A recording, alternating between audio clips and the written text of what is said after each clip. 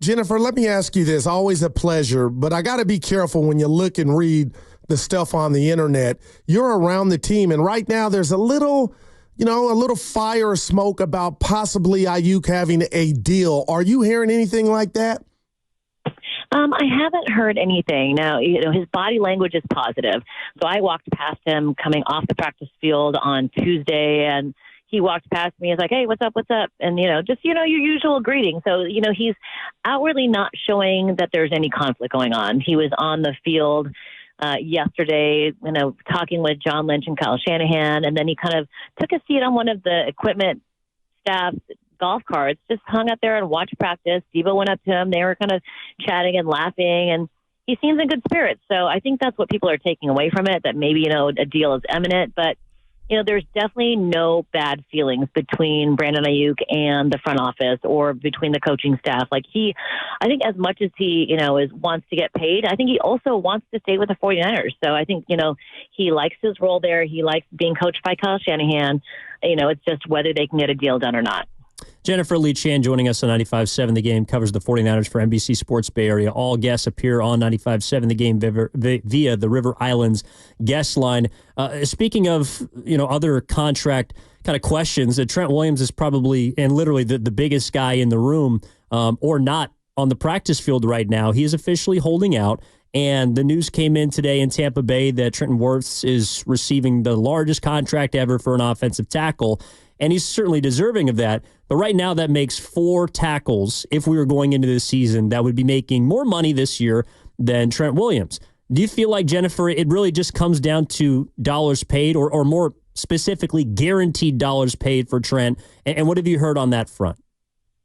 I honestly think that it's guaranteed money because there is no guaranteed money left in his contract. So, if something happens to him, obviously he's had a really healthy career, not trying to jinx anything. Everybody knock on some wood right now. But, there's no guaranteed money for him on the rest of his contract. And I think part of it was that when he first signed that deal, they weren't sure how long he was going to stay, whether, how long he was going to play. And obviously he stayed healthy and he wants to play more. I think it was 2 years ago after the Super Bowl loss, he was like, I don't know. I think he was really heartbroken about what had happened. So it seemed like he was contemplating retirement. But since then, that has not been the case. He's like, no, I want to come back. We want to go back there and win this thing. So I think his whole mentality has changed. And so I think he's looking for guaranteed money. I think that's the biggest part. But also, he is the best left tackle in the league and the most decorated. So honestly, I'm sure he feels like he should be paid as the top left tackle in the league. And I think there's a lot of people that would agree with him. Jen, let me ask you about the defensive side of the ball. Steve Wilkes, public enemy number 1 last year. He's no longer here. And on top of that, his unit did a great job in the Super Bowl, I thought. In comes Nick Sorensen, and Staley will be eyes in the sky, no Greenlaw. What type of defense are the Niners going to be, and how does that dynamic work between first-year defensive coordinator Sorensen and Staley? I've seen them talking to each other on the field, and it seems like the relationship is really good. Staley is really hands-on, more hands-on than I thought I would, see from a guy who wasn't technically defensive coordinator. He kind of goes to different position groups, but has been primarily seen with the defensive backs. I spoke to Diamador Lenore yesterday, and he calls Brandon Staley a genius. He's helped him, get better leverage on wide receivers that he's covering, just little technique things that Diamador Lenore didn't necessarily have in his arsenal.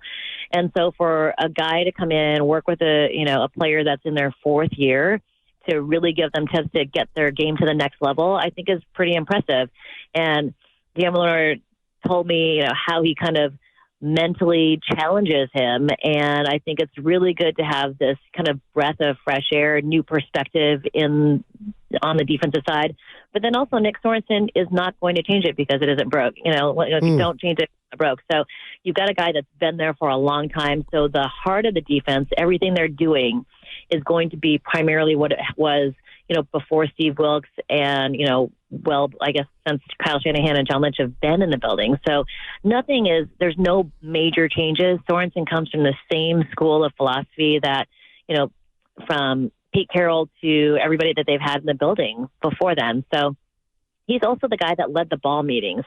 So all that talk about, Brock Purdy throwing 7 receptions over 2 days, it's also because the defense is really good. So they're keying in on what they're supposed to be. So those turnovers, hopefully will still happen once the season kicks off. Jennifer Lee Chan joining us on 95.7 The Game on the River Islands guest line. Talking about Purdy and some of the interceptions, I could also imagine some of it is trying to get on the same page with a few of his new weapons. And since Brandon Ayuk is not in pads, it's offered an opportunity now for the two rookies, Ricky Pearsall, Jacob Cowing, who are officially on the practice field. What have you seen specifically from those two guys? I think a lot of 49ers fans are excited about the wide receiver depth this year, whether it's, because Ayuk is going to be back, or, I don't know, some people might even think that he might not be back. But what have you seen from Pearsall and Cowing so far? Well, Cowing has been sidelined with a hamstring. He should be back in about a week or so. Kyle Shanahan said about probably 10 days off total. But Pearsall has worked his way back. He missed the first week also with a hamstring that happened during the time off. So it was a non-football injury is what they call it, because it didn't happen with the 49ers. But he kind of worked in gradually during individual drills on Monday, did, a handful of 11-on-11 plays on Tuesday, and then yesterday was on, in practice fully. And while he had, a pass was thrown behind him from Brock Purdy once, he didn't catch another that was tipped by George Odom. But the third one that was thrown to him, it was actually from Brandon Allen. D. Winters kind of came over the top and looked like he was going to have a pass breakup. It kind of glanced off of Ricky Pearsall's hands, and then his second effort to grab it and still get both feet down before going out of bounds was really impressive. I've heard he's running really clean routes. I've been watching him, but I think it's, more important to hear from the DBs, and they're saying that he's really good at route running, really good, slippery, and I think he's going to be a really big asset for this 49ers offense. Jen, let me ask you a question about Kyle Shanahan and the ball distribution to one Christian McCaffrey, because I don't have to tell you how great McCaffrey is, but there were junctures last year where the Niners were winning, blowing teams out, and I expect that to be the case this year. And McCaffrey was still in the game, and he wasn't spelled by other backs. I know this is kind of putting you on the spot. Do you expect the same, or do you think, what, if we're in a blowout, we may, give the ball to some other running backs to kind of savor C-Mac? Yeah, I think that's what they need to do a better job at. And Kyle Shanahan admitted it. Like, he doesn't want Christian McCaffrey to have as many touches as he did last year. I think he had 272 carries, 1,400 yards. Yes, they need to take him out when the game is, pretty much done and, the outcome. But I think it's also Christian McCaffrey. He doesn't want to come off the field. He prepares to be out there for every single snap. And while, sometimes they've got to protect players from themselves, I think that's the case with the Christian McCaffrey. He wants to be out there. He trains to be out there. And you look at him, he looks like he's put on some muscle weight. He looks very healthy. And, it's funny because he's a guy that if you talk about injury at all to him, he gets a little irritated and just doesn't want to talk about it. Those 2 years in Carolina where he didn't play a whole lot because he was injured, I think that really still is a chip on his shoulder. So his goal is to be out there every single play. And I think it's just hard for the coaching staff to say, hey, dude, it's your turn to come off the field. Let the other guys get a little bit of the carries as well. So I think it kind of is twofold, but Kyle Shanahan did admit at the beginning of training camp that he does have to be better about kind of managing Christian McCaffrey. Jennifer Lee Chan joining us on the River Islands guest line, covers the 49ers for NBC Sports Bay Area. You mentioned McCaffrey, and he was someone who was somewhat in a similar situation to Trent Williams, and they figured out his money pretty quickly, the guaranteed money. The reports with the 49ers is that, Trent Williams might have been dissatisfied with this situation, for a few months, and that the 49ers were aware of it. How come, Jennifer, you think that the 49ers were able to get the McCaffrey deal restructured quicker than they have with Trent Williams, which hasn't happened to this point? Honestly, money. Running backs are the most underpaid asset on a football team, and for it to be $19 million a year for Christian McCaffrey to be the highest paid running back in the league, it's way less than $27 million for Brandon Ayuk or $27 to $28 million for Trent Williams. So just the money amount on its own makes it much easier to do a deal with a guy like Christian McCaffrey because he's at the top of his at the market. They can't.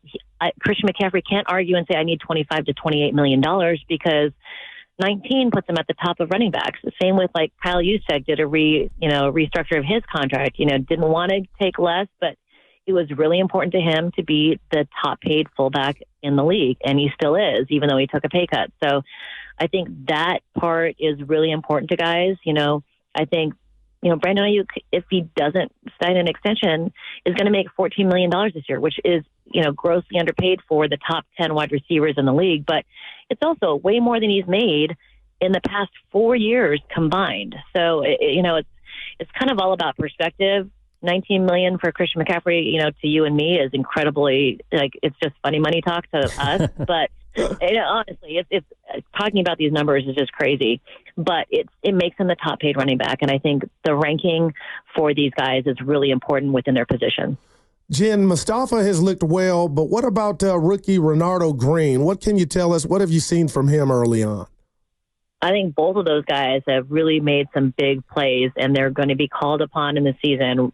Renardo Green has had some great pass breakups. I think he's had an interception or two.